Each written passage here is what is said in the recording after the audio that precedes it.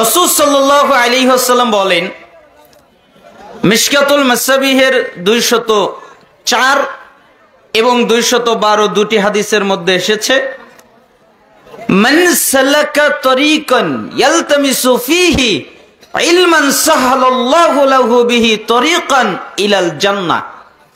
যে ব্যক্তি জ্ঞান অর্জন করার জন্যে, ইলম অর্জন করার জন্যে, বিদ্যা অর্জন করার জন্যে, কোরআন জানার জন্যে, হাদিস জানার জন্যে কোন জায়গায় যায়, কেন যায়?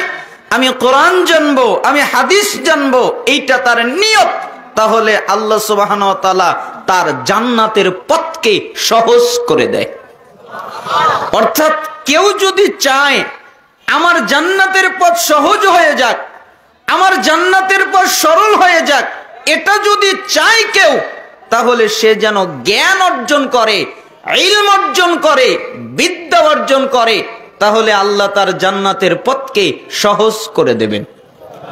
রাসূল সাল্লাল্লাহু আলাইহি ওয়াসাল্লাম আপনাদের ব্যাপারে আলো বলেন, মান খারাজা ফি তালাবিল ইলম ফাহুয়া ফি সাবিলিল্লাহ হাত্তা ইয়ারজিআ।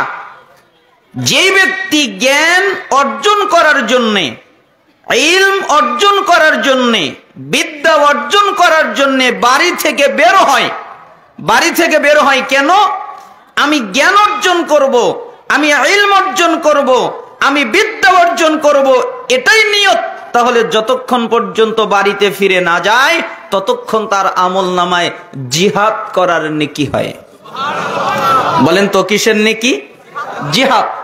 আপনি যদি আল্লাহর পথে জিহাদ করতেন, আল্লাহর পথে যুদ্ধ করতেন, তাহলে যে নেকিটা পেতেন আল্লাহ তাআলা ওই নেকি আপনাকে দান করবেন। কেন? জ্ঞান অর্জন করতে আসলে। দারিমির 271 নম্বর একটি হাদিস এসেছে, রাসূলুল্লাহ সাল্লাল্লাহু আলাইহি ওয়াসাল্লাম বলেন, যে ব্যক্তি রাতের সামান্য একটু সময় জ্ঞান অর্জন করবে, ইলম অর্জন করবে, বিদ্যা অর্জন করবে, কোরআন জানবে, হাদিস জানবে, তা যদি সামান্য সময়ও হয়, তাহলে সারা রাত সালাত আদায় করে নামাজ পড়ে যে নেকি পাবে, আল্লাহ তার চেয়ে বেশি নেকি দান করবেন। কেন? জ্ঞান অর্জন করলে। তাবারানী আল মুজামুল কাবির একটি আশ্চর্যজনক হাদিস এসেছে, 639 নম্বর বর্ণনায়, 641 নম্বর বর্ণনায় রাসূল সাল্লাল্লাহু আলাইহি ওয়াসাল্লাম বলেন, কেউ যদি কোনো দ্বীনি বৈঠকে যায়, যেখানে কোরআনের আলোচনা হয়, ইসলামিক আলোচনা হয়, এমন জায়গায় গিয়ে তারা যদি 3টা কাজ করে, 1 তারা যদি বসে, 2 তারা যদি মনোযোগ দিয়ে আলোচনা শোনে। মনোযোগ মানে বাদাম খায় না, বুট খায় না, কালাই খায় না, চা খায় না, পানি খায় না, পান খায় না, তারা জ্ঞান অর্জন করে। 3 শেষ পর্যন্ত থাকে, যতক্ষণ পর্যন্ত বক্তা না ওঠে, বৈঠক শেষের দোয়া পাঠ না করে, ততক্ষণ পর্যন্ত থাকে। আল্লাহ তাআলা বলেন, মুহাম্মদ জি আপনি বলেন, কি বলবো? বলে দেন, কদ গফারাল্লাহু লাকুম যুনুবাকুম, তাদের অতীত জীবনের যত পাপ ছিল আমি আল্লাহ মাফ করে দিয়েছি।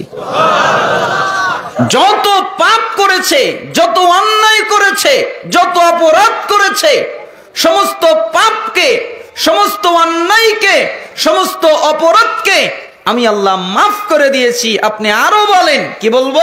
ওয়াবুদ্দিলাত সাইয়্যাতিকুম হাসানাত, আমি তাদের পাপকে নেকিতে পরিণত করে দিয়েছি। পাপ নেকি, আজীব কথা না? আপনি পাপ করেছেন, পাপ নেকি। কেন?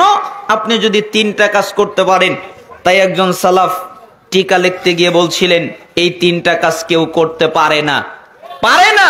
যদি পারে, 1 বসে, 2 মনোযোগ দিয়ে আলোচনা শোনে, 3 শেষ পর্যন্ত থাকে, যদি পারে, তাহলে আল্লাহ তার সমস্ত পাপকে ক্ষমা করবেন এবং পাপকে নেকি বানাবেন। আচ্ছা, আপনারা কি চান আল্লাহ সুবহানাহু ওয়া তাআলা আমাদেরকে এটা দান করুন? আল্লাহ সুবহানাহু ওয়া তাআলা কবুল করুন, আমিন বলেন। আমি আমার খুতবার মধ্যে একটি আয়াত পাঠ করেছি, যেখানে আল্লাহ তাআলা বলেন, ওয়ামা আতাকুমুর রাসূলু ফাখুযুহু, রাসূল তোমাদের যা দেয় তোমরা তা নেও। ওয়ামা নাহাকুম আনহু ফান্তাহু, এবং রাসূল তোমাদের যা থেকে নিষেধ করেন তা থেকে বিরত হও। তার মানে রাসূল যা আদেশ করবেন তা পালন করো, রাসূল যা নিষেধ করবেন তা ত্যাগ করো। ওয়াত্তাকুল্লাহ, এ ব্যাপারে আল্লাহকে ভয় করো। ইন্নাল্লাহা শাদীদুল ইকাব, নিশ্চয়ই আল্লাহ শাস্তিদানে কঠোর কঠিন। আল্লাহ শুধু দয়া করতে পারে এমনটা নয়, আল্লাহ শুধু রহমত নাজিল করতে পারে এমনটা নয়, আল্লাহ তাআলা শাস্তি দিতে পারে, আযাব দিতে পারে। অতএব রাসূল যা বলবে তা পালন করো, তিনি যা ত্যাগ করতে বলবে তা ত্যাগ করো। এজন্য আমি মাঝে মধ্যে বলি যে একটা মানুষ তার জীবনের যত সফলতা চায়, যত কল্যাণ চায়, সবকিছু সে পাবে রাসূলের আনুগত্যের মধ্যে। বলেন তো কার আনুগত্যের মধ্যে? রাসূলের। আপনি আপনার চরিত্রকে রাসূলের পদ্ধতিতে সাজাবেন, রাসূলের নিয়ম নীতিতে, রাসূলের আদর্শে আপনি আদর্শবান হবেন। আপনি যদি সত্যিকারের মানুষ হতে চান তাহলে রাসূলের পদ্ধতিতে আপনার জীবনকে বাস্তবায়ন করতে হবে। কেন? আপনি যদি রাসূলের পদ্ধতিতে আপনার জীবনকে বাস্তবায়ন করেন তাহলে আপনার সম্পূর্ণটাই কল্যাণ। আল্লাহ তাআলা বলেন সূরা আলে ইমরান 31 নম্বর আয়াত, কুল হে নবী আপনি বলেন, ইন কুনতুম তুহিব্বুনাল্লাহ, তোমরা যদি দাবি করো আমি আল্লাহকে ভালোবাসি, আমরা আল্লাহকে ভালোবাসি, আমরা আল্লাহকে মুহাব্বত করি, এই দাবি যদি তোমরা করো, ফাত্তাবিউনি, তাহলে আমি নবীর ইত্তেবা করো, আমি নবীর অনুসরণ করো, আমি নবীর আনুগত্য করো। ইহবিবুকুমুল্লাহ, তাহলে আল্লাহ তোমাদের ভালোবাসবেন। ওয়ায়াগফির লাকুম যুনুবাকুম, এবং তোমরা যত পাপ করেছো আল্লাহ সব পাপকে মাফ করে দিবেন। তার মানে রাসূলের আনুগত্য যদি করেন, রাসূলের ইত্তেবা যদি করেন, রাসূলকে যদি মেনে চলেন, তাহলে আল্লাহ আপনাকে ভালোবাসবেন, আপনার পাপ থেকে আপনাকে মাফ করবেন।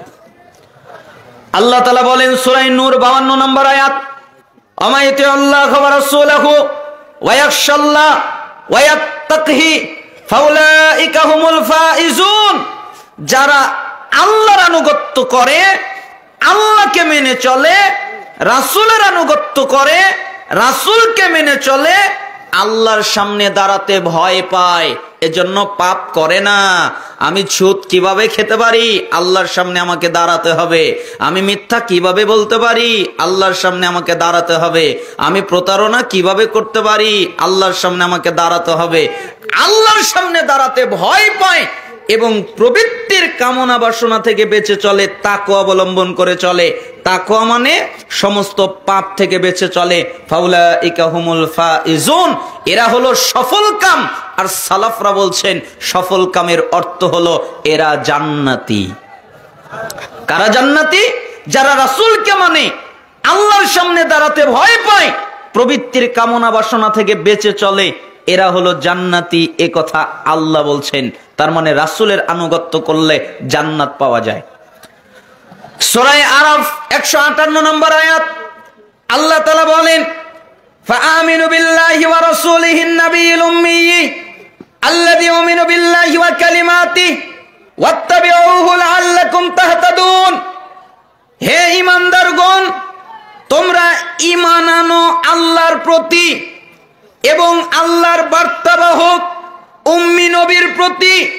যে নবী লেখাপড়া জানতেন না, লিখতে পারতেন না, উম্মি নবী, তার প্রতি ঈমান আনো। কেন? ওই নবী আল্লাহর প্রতি ঈমান এনেছেন।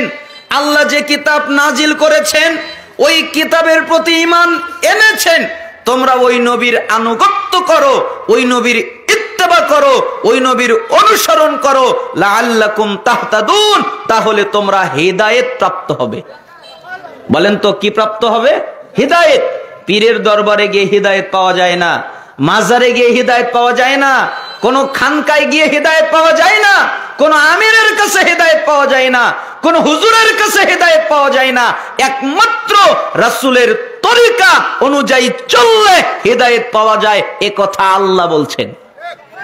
তার মানে কয়েকটা বিষয় আপনি পেয়ে গেলেন রাসূলের আনুগত্য করার মাধ্যমে। এক, আল্লাহর ভালোবাসা।